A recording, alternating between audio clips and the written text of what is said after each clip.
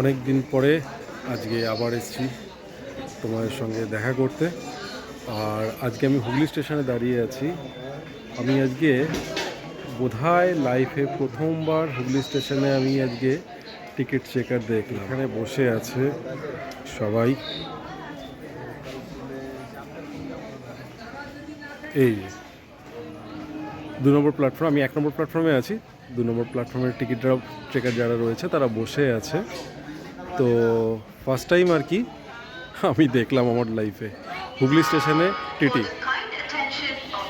ঠিক আছে, তো অ্যাকচুয়ালি লাইনের কাজ চলছে, যার জন্য এখন বেশ কিছু লোকাল ট্রেন ক্যান্সেল আছে।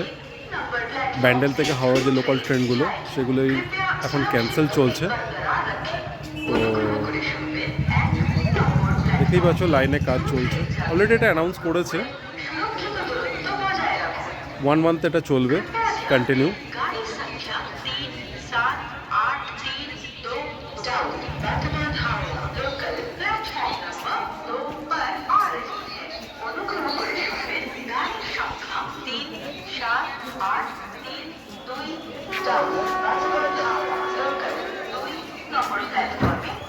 কমেশ্বরী